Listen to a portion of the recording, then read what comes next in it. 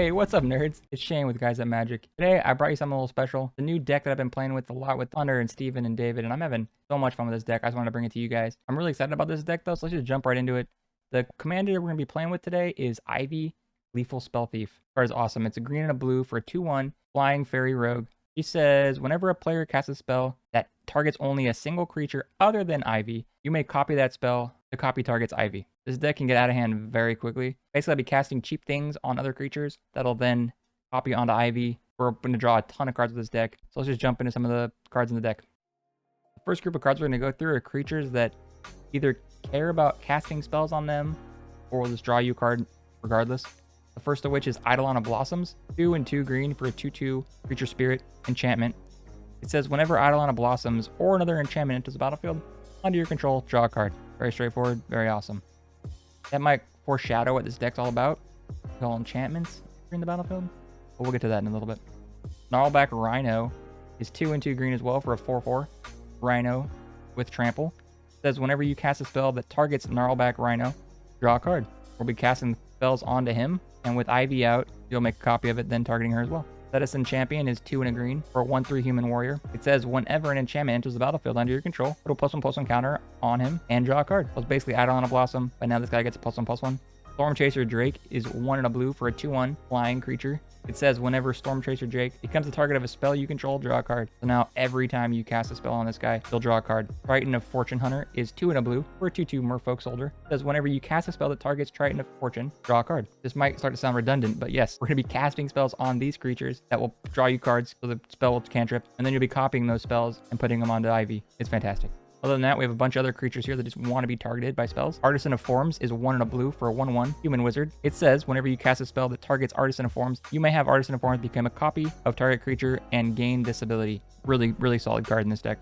Meletis the Astronomer is 1 and a blue for a 1/3 human wizard. Whenever you cast a spell that targets it, look at the top 3 cards of your library. You may reveal an enchantment card from among them, put it into your hand, put the rest from the bottom of your library in a random order. Like I kind of alluded to earlier, this deck cares about enchantments. So this card is fantastic for digging through your library. Sage of Hours is 1 and a blue for a 1/1 human wizard. It says when you cast a spell that targets Sage of Hours, put a 1/1 counter on it. Remove all 1/1 counters from Sage of Hours. For each 5 counters removed this way, take an extra turn. In play testing and playing up against the rest of the guys, this can get nuts. Wave Crash Triton is 2 and a blue for a 1/4 Merfolk Wizard. It says whenever you cast a spell that targets Wave Crash, tap a target creature an opponent controls. That creature doesn't untap during its controller's next untap step. And I have a way to tap down some stuff, swing in for a bunch because you're going to be casting things, making your creatures grow. This card is an all-star. Orvar the Allform, 3 and a blue for a 3/3 Shapeshifter. It's a changeling. Whenever you cast an instant or sorcery spell, if it targets one or more other permanents you control, create a token that's a copy of one of those permanents. When a spell or ability an opponent controls causes you to discard this card, create a token that's a copy of target permanent. This card's awesome because now when you target it with a spell, Ivy will proc targeting her with a spell, and you can start making copies of Ivy. There are ways to get around the legendary clause. We'll get into that in a little bit. But even if you don't copy Ivy, you can have copy one of your other numerous creatures that'll be either getting +1/+1 counters, helping you draw your cards. This card is very flexible. Speaking of a way to make Ivy not legendary, we do have a small mutate package in here. You can mutate onto a creature, have Ivy copy the mutate, and mutate onto Ivy, and Ivy will then become not a legendary creature because the way the mutate works. The first of which is Gem Razor, 3 and a green, 4/4 beast. It's got a mutate cost for 1 and 2 green, reach, trample, and whenever this creature mutates, destroy target artifact or enchantment and opponent controls. So it's actually probably going to only cost you 3. You can mutate onto another creature, or in the case you don't have another creature, you can mutate it directly onto Ivy as well. You won't have her proc, but now you'll have a non-legendary version of her. Then you can start making copies of her. Mutate is pretty bonkers in this deck. Another card is Migratory Greathorn, 3 and a green for a 3/4 beast. It's got a mutate cost of 2 and a green. Whenever this creature mutates, search your library for a basic land card, put it onto the battlefield tapped, then shuffle your library. So it'll be probably a one-time ramp unless you drew more than one of these mutates, but that's fine. Getting a land and then having Ivy become non-legendary is pretty awesome.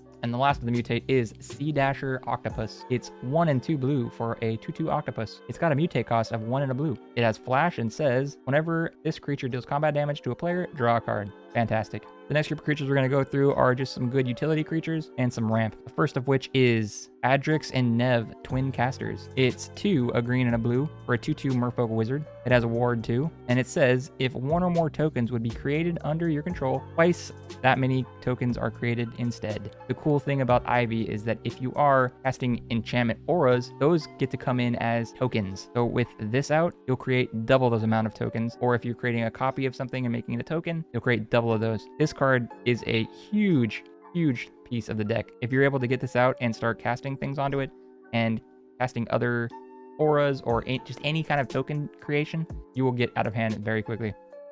The next creature is Destiny Spinner. 1 and a green for a 2/3 enchantment creature human. It says creatures and enchantment spells that you control can't be countered. It also has the ability 3 and a green. Target land you control becomes an XX elemental creature with trample and haste till end of turn. Where X is the number of enchantments you control. It's still a land. So that this card right here just basically makes everything you play uncounterable, which is fantastic. It also has a little added bonus to where you can make your lands pretty big because this deck does care a lot about enchantments. So you can make some really big lands smash in if you wanted to. We've also got Elvish Mystic. 1 green mana for a 1/1 elf druid. You just tap it for a green. Pretty straightforward ramp. This next creature is Urant Street Artist. 1 blue mana for a 0/3 human rogue. It has flash and defender and haste. You can pay 1 and a blue and tap them. Copy target spell you control that wasn't cast. You may choose new targets for the copy. When Ivy does copy the spells you're casting, they aren't actually cast. So now you can pay an extra 2, make a copy of whatever you're copying with Ivy, and put it somewhere else. Basically can get you 3 copies of something rather than just 2. This card is nuts. We're putting Eternal Witness in the deck. It is 1 and 2 green for a 2/1 human shaman. It says whenever Eternal Witness enters the battlefield, you may return target card from your graveyard to your hand. So in the case that they do kill something that you really want, like that Twin Casters, bring it back to your hand, play it again. We're also putting Llanowar Elves in, similar to Elvish Mystic. 1 green for a 1/1 elf druid, tap for a green. Very straightforward. Kadama of the West Tree is 2 and a green for a 3/3 creature's spirit. It has reach. It also says modified creatures you control have trample. It says whenever a modified creature you control deals combat damage to a player, search your library for a basic land card, put it on the battlefield tapped, then shuffle. The beauty here is that all your creatures are going to be modified, either by enchantment auras or other kind of counters you're going to be putting on them. So you should be getting quite a bit of value out of this bad boy. Sanctum Weaver is 1 and a green for a 0/2 enchantment creature dryad. It says tap it, add X mana of any one color, where X is the number of enchantments you control. This could very easily be 5 to 6. Toski, Bearer of Secrets, is 3 and a green for a 1/1 squirrel legendary creature. The spell can't be countered. He has indestructible. Toski, Bearer of Secrets, attacks each combat if able. And it says whenever a creature you control deals combat damage to a player, draw a card. This deck is basically card draw tribal. Any kind of target ability on Toski is fantastic. Lastly here, we have Spark Double. 3 and a blue for a 0/0 illusion creature. It says you may have Spark Double enter the battlefield as a copy of a creature or planeswalker you control, except it enters with an additional +1/+1 counter on it. If it's a creature, it enters with additional loyalty counter on it if it's a planeswalker, and it isn't legendary if the permanent is legendary. That is huge. Here is your first way of copying your Ivy and making her not legendary. And then after you make her not legendary one time, start copying the non-legendary copy you have as many times as you want. So this card is very good in your deck. All right, well, that's enough of the creatures. Let's move on to the things that we're actually going to be casting. The first of which will be the enchantment auras with totem armor. The first of which is the Bear Umbra. 2 and 2 green for an enchantment aura. Enchant creature. Enchanted creature gets +2/+2 and has, whenever this creature attacks, untap all lands you control. And it also has totem armor. Totem armor is a fantastic way to protect your creatures. It says if the enchanted creature would be destroyed, instead remove all damage from it and destroy this aura. So all of these Umbras you're probably going to want to stagger. There's no point in stacking a bunch of Umbras on because if the creatures were to die, they all would die. But if you're able to stagger these out, your creatures can last a lot longer. They're going to need either a sacrifice outlet or they're going to need to exile this creature. It's going to be pretty tough for them to start getting rid of your creatures. The next is Eel Umbra. It is 1 and a blue for an enchantment aura. It has flash, enchant creature. Enchanted creature gets +1/+1, and it has totem armor. This is a great way to where if you don't have an Umbra out yet, they go to target and kill your creature. You can flash in Eel Umbra on something. Ivy will copy it onto herself as well, or you can just cast it directly on Ivy, which is fine. But either way, they'll get +1/+1, so you can get a little more damage in there. But if they are trying to kill it with damage of some sort or a kill spell, the totem armor will proc and it'll save your creature. We're also putting in Octopus Umbra, 3 and 2 blue for an enchantment aura. Enchant creature. Enchanted creature has base power and toughness 8/8, and it has whenever this creature attacks, you may tap target creature with power 8 or less. It's got totem armor. So now your creatures have a base power of 8/8. So any +1/+1 counters on them will be on top of that 8/8. And when you attack, you get to tap their biggest threat, hopefully. So that hopefully will ensure that you get damage in. These Umbras are amazing in this deck. And the last Umbra is the Snake Umbra. 2 and a green for an enchantment aura. Enchant creature. Enchanted creature gets +1/+1 and has, whenever this creature deals combat damage to an opponent, you may draw a card. It has totem armor. Card draw tribal like I was talking about. It gets a little bit of a buff. It gets the draw card when it does damage. It's hard to kill. These Umbras are fantastic. Speaking of card draw tribal, let's look at some more enchantments that have card draw stapled on. First of which is Combat Research. For 1 blue, you have an enchantment aura, enchant creature. Enchanted creature has, whenever this creature deals combat damage to a player, draw a card. It also says as long as enchanted creature is legendary, it gets +1/+1 and has ward 1. The next is Curiosity. For 1 blue mana, enchantment aura, enchant creature. Whenever enchanted creature deals damage to an opponent, you may draw a card. Keen Sense is also 1 green mana for an enchantment aura, enchant creature. Whenever enchanted creature deals damage to an opponent, you may draw a card. Same thing as Curiosity, but for green. Pretty good. The last here is Shielding Plox. 2 and a green or a blue for an enchantment aura, enchant creature. When Shielding Plox enters the battlefield, draw a card. Enchanted creature can't be the target of spells or abilities your opponents control. If your guys are a little more protected, it'll draw a card on it entering the battlefield, and then stick around and hopefully protect your creatures from any kind of spot removal. So now you're forcing them to have some sort of board wipe.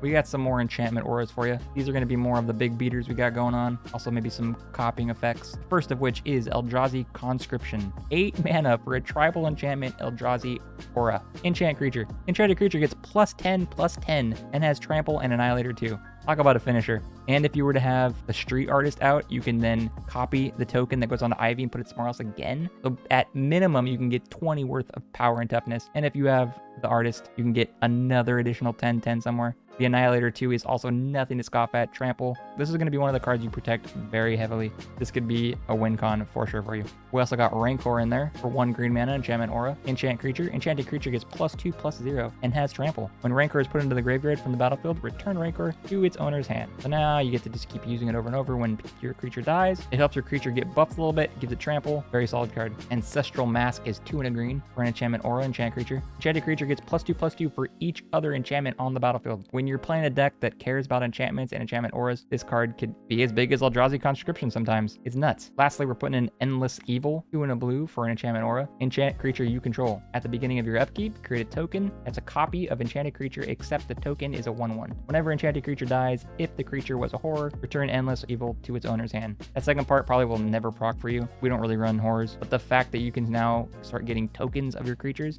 is fantastic. If you've already made Ivy not legendary, getting a copy of her on every upkeep can get super out of hand and is insane.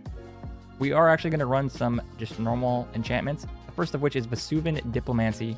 It is 3 and a blue for an enchantment. It says whenever you cast a spell that targets only a single artifact or creature you control, create a token that's a copy of the artifact or creature, except it's not legendary. There we go. This card is huge. Now you can start making copies of all your creatures and they won't be legendary. So that Ivy, boom, not legendary anymore. We're going to throw in Rhystic Study, 2 and a blue. Whenever an opponent casts a spell, you may draw a card unless that player pays 1. This is a very tried and true blue enchantment. It's withstood the test of time. This card's fantastic. If you want to draw cards, you'll draw cards. Lastly, we're putting in Season of Growth, 1 and a green for an enchantment that says, whenever a creature enters the battlefield under your control, scry 1. It also says, whenever you cast a spell that targets a creature you control, draw a card. Right there, every single one of your spells now is going to cantrip. You can scry as well, which scrying is very cool. That ability right there that will have you draw a card every time you cast a spell on a creature is fantastic. I did throw a ramp package in here, so we're just going to see some of the normal suspects here. So we're putting in Kadama's Reach, Nature's Lore, 3 visits, and Cultivate. Kadama's Reach gets you 2 basic lands, 1 on the battlefield tapped, 1 in your hand. Nature's Lore gets you a forest card, 1 on the battlefield, then shuffle. 3 visits get you a forest, 1 on the battlefield, then shuffle. And Cultivate is 2 basic lands, 1 on the battlefield tapped, 1 in your hand. Nothing special here, some good old-fashioned ramp. We've also got some awesome utility sorceries here. The first one here is Irenicus's Vile Duplication. It's 3 and a blue for a sorcery. Create a token that's a copy of target creature you control, except the token has flying and isn't legendary if that creature is legendary. Just another way to make a copy of Ivy. He already has flying, so that won't really matter, but it won't be legendary anymore. And that goes for any other creature you want to target as well. Rite of Replication is in here. 2 and 2 blue for sorcery. It's got a kicker of 5, and it says create a token that's a copy target creature. If this spell was kicked, create 5 of those tokens instead. So 4 mana for 1 is cool, but 9 mana for 5? That's way better. And if you got Twin Caster on the field, you're making 10 copies, and let's say you already have a non-legendary version of Ivy, you're gonna get at least 5 copies of her. This card is nuts. It might be a win more card, but I love it and I'm playing with it. We've also got Slip Through Space in here. It's 1 blue mana for a sorcery. Got Devoid. It says target creature can't be blocked this turn, and it says draw a card. So it'll cantrip for itself. You might be able to play it, get some free damage in, or finish them off. If they have no way to stop this from happening, you can deal a lot of damage. Speaking of stopping things from happening, we're running some counter spells and some spot removal. The first of which is counter spell, 2 blue mana, counter target spell.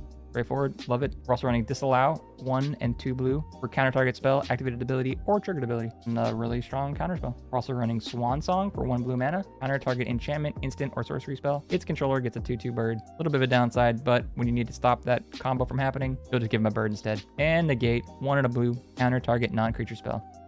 From spot removal, we're running Pongify for 1 blue mana, instant. Destroy target creature, it can't be regenerated. Its controller creates a 3/3 green ape token. We're also running Beast Within, 2 and a green. Destroy target permanent, its controller creates a 3/3 green beast token. So it's kind of like Pongify, only this can just target anything on the board. Both very good removal spells.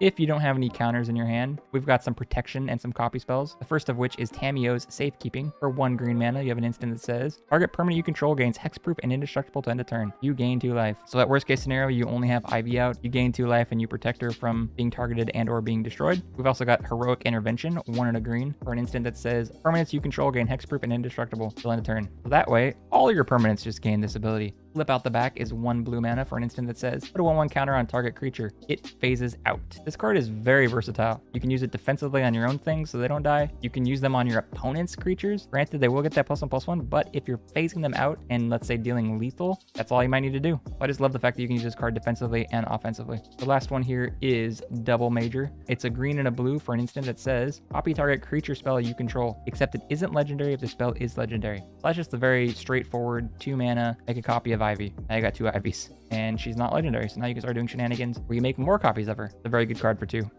We've got a couple more instants. These just kind of cantrip for you, meaning they'll just draw you a card. We got Cerulean Wisps for 1 blue mana. It's an instant that says target creature becomes blue until end of turn. Let's say you've already attacked, and on their turn, you want to build a block. You can play this, untap your creature, draw a card, and get a sneaky block in there. Shadow Rift is 1 blue mana for an instant. Target creature gains shadow until end of turn. Draw a card. For those who don't know what shadow is, it just says it can block or be blocked by only creatures with shadow. So it's basically unblockable because I don't think anyone runs shadow creatures. Viridescent Wisp is 1 green mana for an instant. Target creature becomes green and gets a +1/+0 until end of turn. Draw a card. So it's a little cheeky +1/+0 and you get to draw a card. So drawing cards are fantastic in this deck. For 1 mana, can't go wrong.